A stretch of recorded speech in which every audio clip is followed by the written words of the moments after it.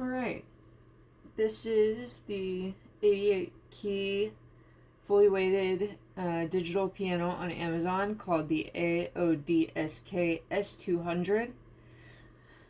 I've had this for about a year now. I've been playing on it pretty much every day, lots and lots of use, and it's still holding up pretty well.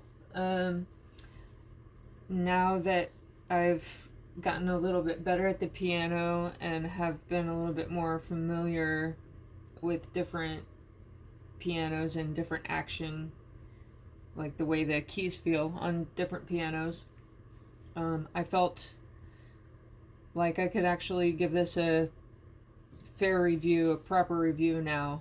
When I first got it, I didn't have much experience with different keyboards and didn't really know much about the pros and cons, but I do now, so let's get into it. The keys are fully weighted. They do have a feel like a piano, a real piano feel. They have this bounce to them. The sound, though, it's okay. It's okay. It's not great. Definitely not on par with like a Yamaha or Roland or Kawai or anything like that. But this is an off-brand, so I think for the price of this piano, I think it's a decent sound. The action's a little heavy in comparison to like a Yamaha Clavinova or something. It's a little heavier. The keys are completely plastic, so there's no they're not wood with the covering on them or anything. They're completely plastic, so they definitely have that plastic feel to them. But I mean, for a beginner, I really don't have very many complaints about it. One of the things that I would complain, though, is the fact that so it is touch sensitive, so the lighter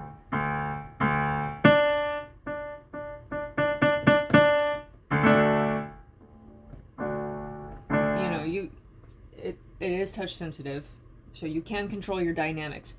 However, it's not, you have to, if you want to get a really light tone, a really quiet piano sound, you have to press very lightly,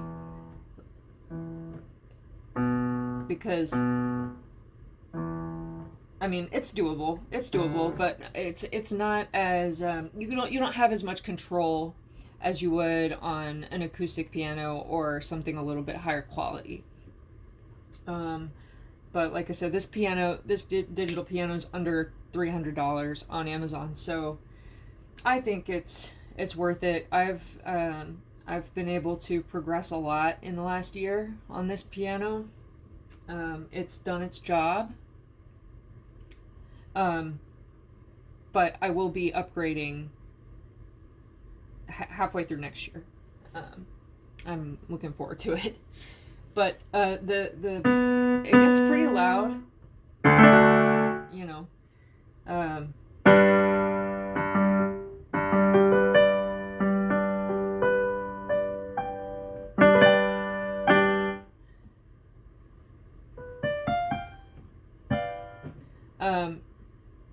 It has, let's see if I can pull this down here.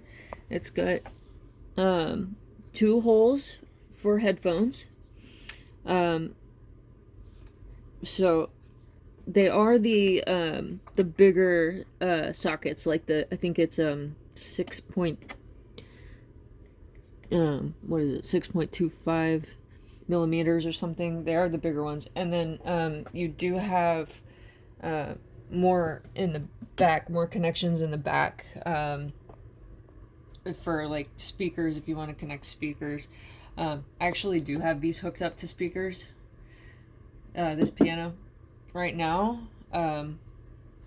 Let me, actually, I'll do that now. I'm going to take it off the speaker and just play it from the piano itself. Okay, so this is without the speakers on. Let's see. Oh.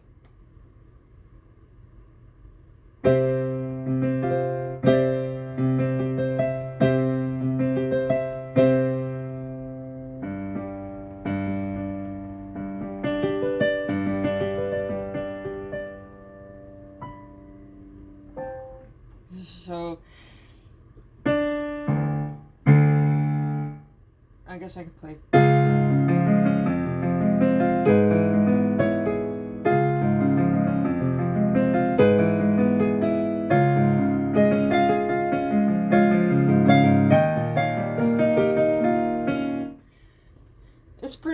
It's decent.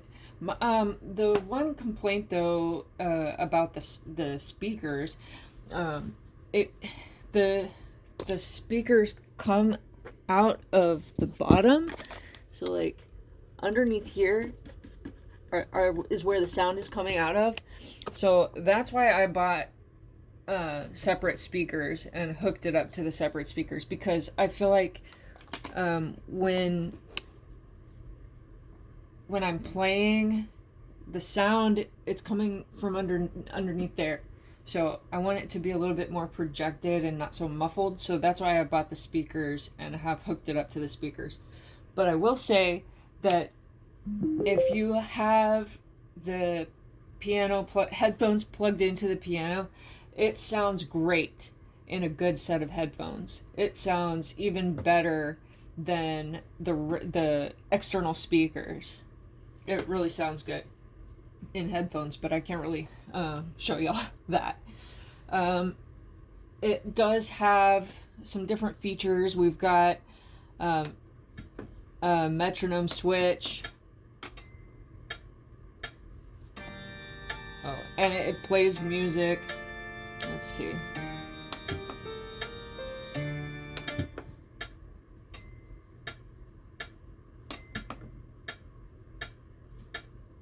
The one thing I don't like about the metronome is you have to like actually, if you want it to go faster, there's no screen, so it's not telling you what the beats per minute is.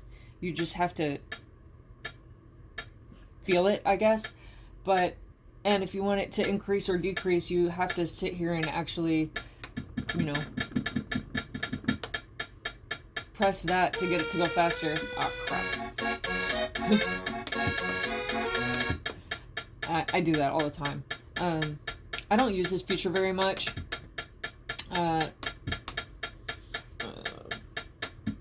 Okay, so I don't use that feature very much. If I want to use a metronome, I just use the metronome on my tablet or my phone. Just use an app for it.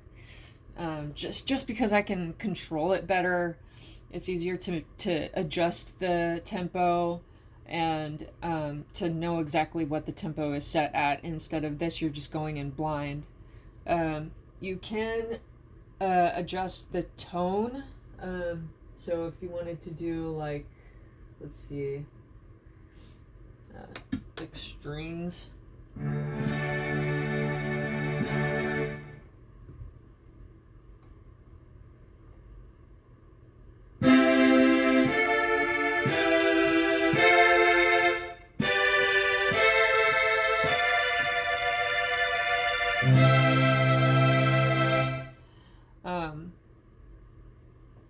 And then there's difference. Okay, let's see. Church organ.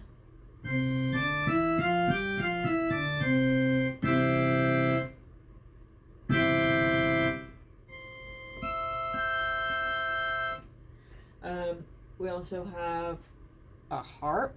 Let's see. What does that sound like?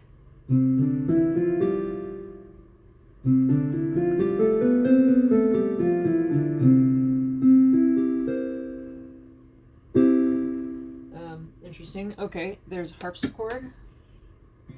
It's quiet. Interesting.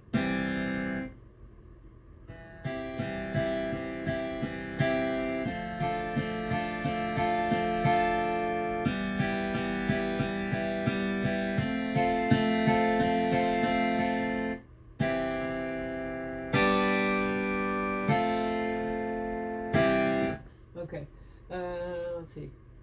And then chorus piano.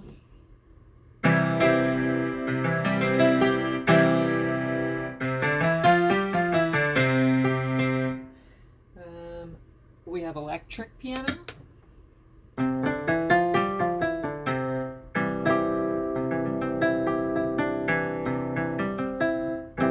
Interesting sound.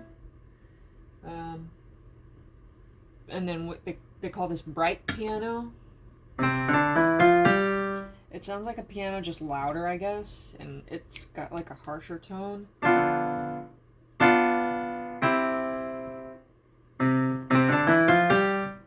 then, last but not least, the grand piano sound, which is what I normally use. I have it up loud.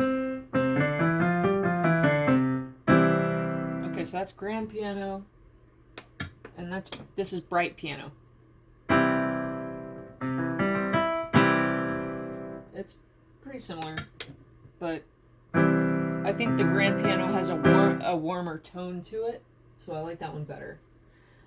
It has dual voice, so you can, have it split down the middle and play like this here and also here instead of this being low. I don't really know how to do that, so I'm not gonna mess with that. It also has a transpose feature where you can play different keys all in, like this C major key. Like if you learn how to play a song in C major, like only white keys, but it's technically supposed to be in like D major, but you didn't learn it in D major, you can transpose it up so that you can still play it in what you know as to be C major, but it sounds like it would be in D major.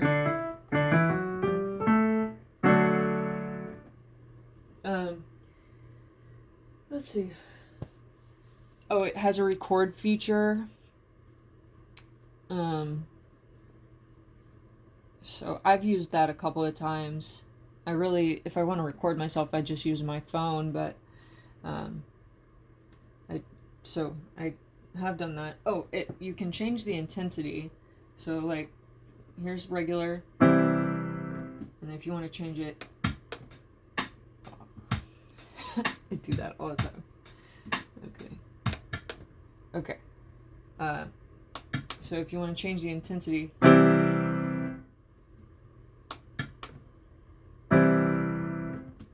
it kind of makes it louder.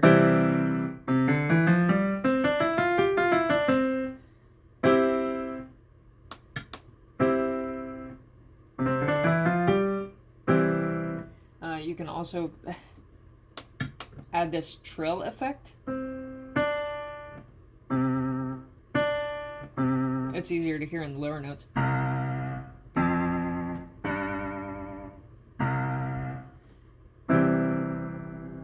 It's kind of weird. And then it has a reverb. So, oh, I have the trill and the reverb on at the same time. Okay, let's turn the trill off.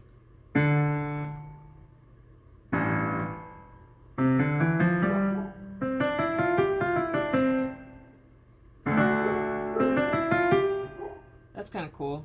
Adds like an ethereal feel to it. And you can turn that off, and then you have a sustain feature where it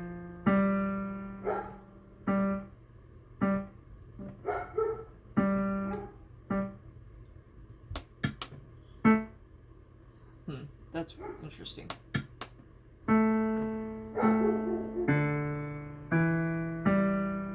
I wouldn't really want to use that, um, because I have a sustain pedal, so I don't know why you want to do that, but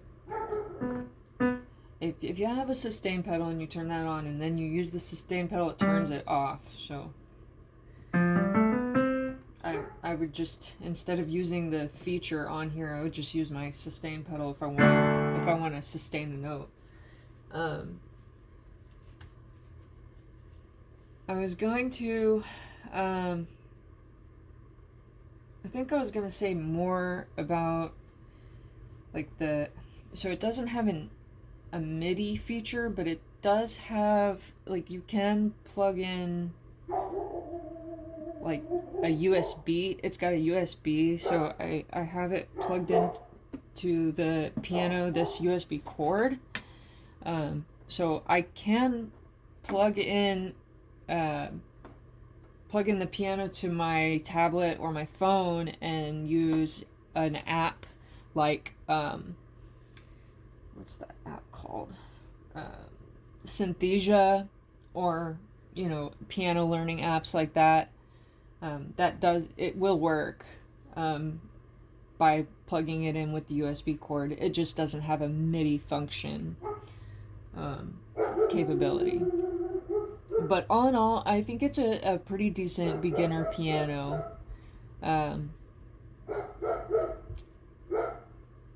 And if you want a piano for your kid and you're not sure, how they're gonna like it, I think this is a great piano to buy, to